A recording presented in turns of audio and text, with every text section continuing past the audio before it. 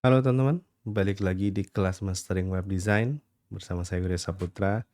Kali ini kita akan belajar gimana caranya membuat file HTML ya teman-teman. Kemarin kita sudah belajar tentang basic pilar atau 5 pilar yang harus kalian ketahui ya. Kita akan belajar dulu buat file HTML-nya seperti apa, baru kita akan belajar buat 5 pilarnya ya teman-teman. Nah cara buat file HTML-nya seperti apa sih? Kita akan coba contohkan. Nah di sini teman-teman cukup buka Visual Studio Code ya. Kemudian di sini nanti teman-teman tinggal klik open folder teman-teman ya. Tinggal klik open folder. Lalu di sini kalian bisa pilih folder mana yang kalian jadikan untuk folder kerja kalian ya. Di sini saya akan pilih modul, kemudian mastering HTML dan CSS. Lalu di sini saya akan pilih code ya. Nah, code-nya di sini saya akan coba buat, yaitu pertama pengenalan HTML ya. Jadi sebelum kita buat heading, kita kenalan dulu nih dengan HTML. Sebelum kita buat heading, paragraf, kita kenalan dengan HTML ya. Oke, kita coba buka aja, select folder ya. Lalu nanti tinggal klik yes I trust the authors. Dan sekarang kita akan coba berkenalan dengan HTML terlebih dahulu ya. HTML sebenarnya apa sih teman-teman? HTML itu adalah bukan bahasa pemrograman ya, tapi HTML itu adalah bahasa markup. Di mana bahasa ini kita gunakan untuk kita berkomunikasi dengan browser kita ya. Ada zona tidak terlihat, ada zona terlihat. Nah, nanti saya akan coba bahas kepada kalian semua. Nah, di sini saya akan coba buat file HTML-nya dulu. Cara buat file HTML-nya seperti apa? Cara buatnya seperti ini. Tinggal klik new file ya. Kemudian ketikkan index.html, lalu nanti di sini kalian tinggal buat ya. Caranya HTML.25. Nah, seperti ini ya. Nah, ini adalah struktur dasar dari HTML ya, struktur dasar dari HTML, dan ini adalah bahasa yang kita gunakan untuk berkomunikasi dengan browser-browser kita ya. Mau itu browsernya Chrome, mau itu browsernya Safari, mau browsernya Microsoft Edge ya, semuanya kita gunakan dengan bahasa HTML ya. Nah, di sini kalau misalkan teman-teman perhatikan, saya tadi membuat file index.html. Kenapa index.html? Kenapa namanya nggak home? Kenapa namanya nggak front page ya? Kenapa namanya nggak yang lain, beranda gitu ya? Karena file ini, file index ini akan diakses pertama kali ketika kalian mengakses directory melalui website ya. Jadi misalkan nih, nama website kalian adalah cara membuat sesuatu.com gitu ya.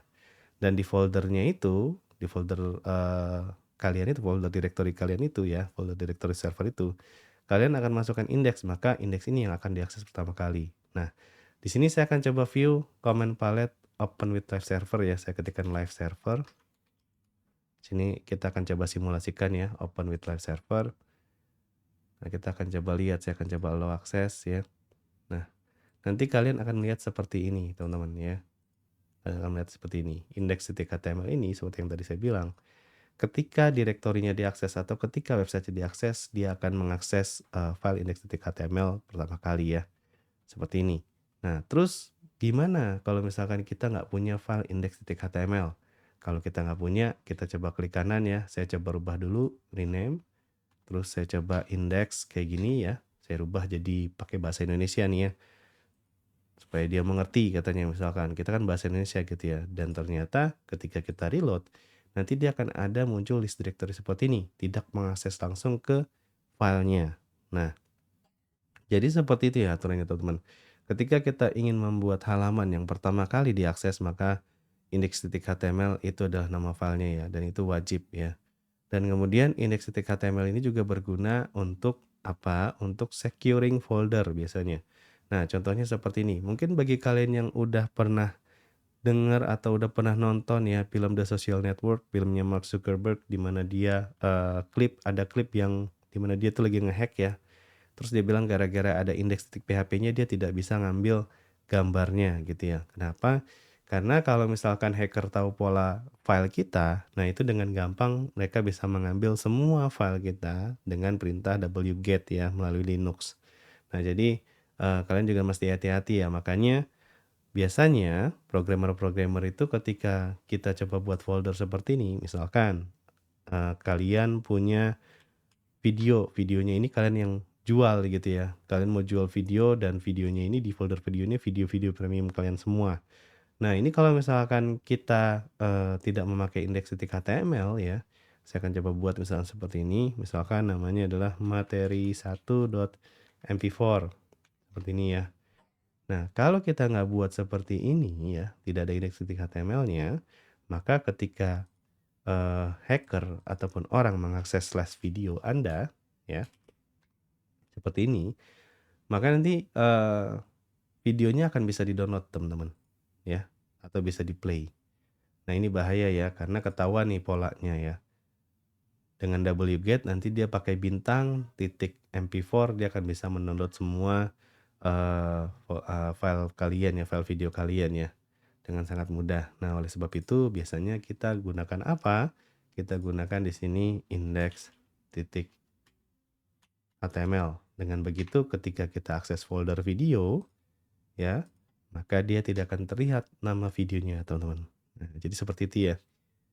Memang indeks titik HTML ini, kelihatannya tidak begitu penting ya pembahasannya, tapi kalau misalkan kalian tahu secara detail dan tahu secara konsep, maka indeks titik HTML ini akan berguna sekali ya. Oke, itu dari segi nama file. Nah, kemudian kita akan coba lanjutkan lagi ya. Di sini ada doctype, ada HTML language, kemudian English ya. Kemudian di sini ada meta charset, kemudian di sini ada HTTP equivalent gini ya. Nah, di sini sebenarnya, di Visual Studio Code ini sudah menjelaskan ya, fungsi dari masing-masing tag ini ya. Kita bilangnya ini namanya adalah tag ya, jadi ini adalah tag ya. Jadi kalau nanti saya bilang tag HTML ya berarti ini ya, tag ya, atau biasanya juga dibilangnya sebagai elemen ya. Nah, pada bagian head ini adalah seperti pikiran ya, jadi tidak terlihat ya teman-teman. Yang kelihatan cuma kepalanya aja. Nah, kepalanya apa? Ini ya, title ini. Jadi yang kelihatan nanti ketika kita mengisi di head itu cuma bagian title aja nih, teman-teman. Ya, misalkan saya coba enter di sini ya, dokumen ini ada di title ya. Jadi kalau misalkan saya rubah, misalkan di sini adalah basic HTML. Nah, saya coba save ya, Ctrl S.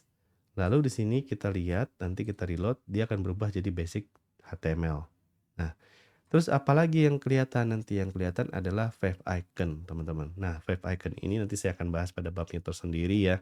Wave Icon itu bentukannya seperti apa? Misalkan kita coba akses Dribble ya di sini, nanti akan muncul icon di sini, teman-teman ya. Nah, ini adalah Wave Icon. Jadi yang kelihatan di head atau zona terlihatnya di head itu cuma ada title dan juga Wave Icon ya. Oke. Kemudian kita coba pelajari selanjutnya ada body. Nah, body ini apa? Body ini adalah halaman putih nih yang nantinya akan menampilkan konten-konten website ya. Jadi di halaman putih ini nanti akan terlihat semua tuh ya website-websitenya itu elemen-elemennya seperti apa dan bentukannya seperti apa akan terlihat di elemen putih ini ya atau di body. Makanya tak heran kalau misalkan di body nanti kita bisa buat heading ya. Kemudian kita juga bisa buat paragraf gitu ya. Seperti ini ya. Dan ketika kita buat, mereka akan menampilkannya atau browser akan menampilkannya seperti ini, teman-teman. Ya. Jadi ini adalah body, zona terlihatnya website, kemudian ini adalah head ya, yang terlihat cuma title dan juga web icon. Kemudian di sini ada beberapa penjelasan nih. Doctype ini fungsinya buat apa? Ini untuk menjelaskan kepada browser kita bahwa tipe dokumen yang kita gunakan adalah HTML karena tipe dokumennya ada macam-macam, teman-teman. Ada yang XHTML, ada yang XML ya. Tipenya beda-beda. Kemudian di sini ada language-nya gitu ya. Ini buat ngebantu si browsernya tahu nih. Oh, language yang dipakai itu apa? Apakah language bahasa Jepang gitu kah? Apakah language bahasa Rusia misalkan. Nah, ini untuk memberitahu kepada si browser kalau yang bahasa kita gunakan adalah bahasa Inggris gitu ya.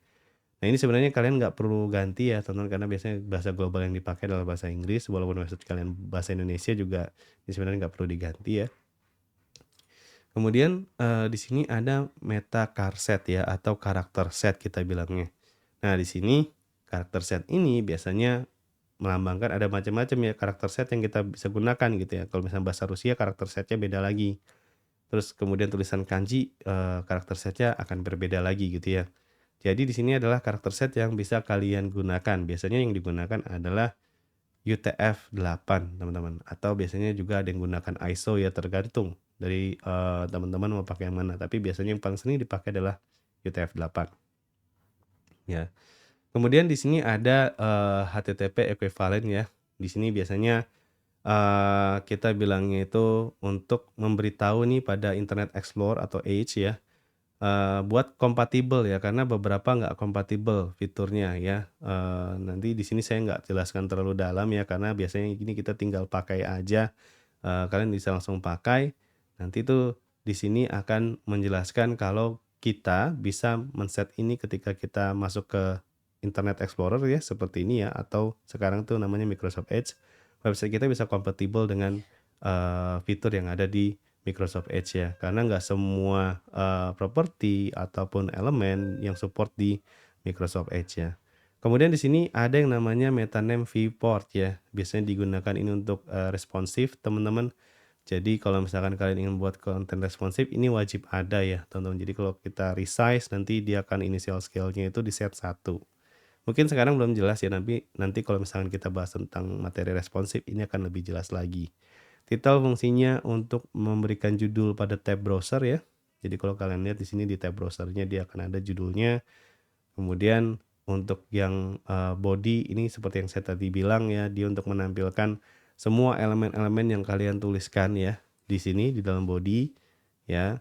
Kemudian di sini juga di body juga ada elemen yang tidak terlihat, contohnya biasanya script ya. Script ini dia tidak akan ditampilkan sebagai script ya, tapi dia akan ditampilkan sebagai function script-nya langsung. Misalkan saya coba tampilkan seperti ini, alert JavaScript seperti ini ya. Nah, maka nanti yang akan ditampilkan di sini kalau kita reload ya, nanti dia akan menampilkan seperti ini, tapi dia tidak akan menampilkan script-nya di sini ya. Jadi ada zona terlihat, ada zona tidak terlihat ya. Zona terlihatnya tadi contohnya ini ya, elemen-elemen HTML ini hampir semuanya ditampilkan di dalam body ya, atau halaman putih besar yang ada di browser ya. Kemudian di bagian head yang terlihatnya hanya title dan favicon. Oke, saya harap pengenalan HTML-nya ini bisa membantu kalian ya untuk lebih tahu dalam ya tentang si HTML ini ya.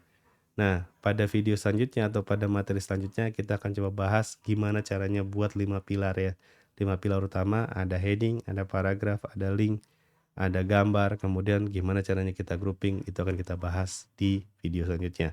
Sampai ketemu di video selanjutnya teman-teman. Wassalamualaikum warahmatullahi wabarakatuh.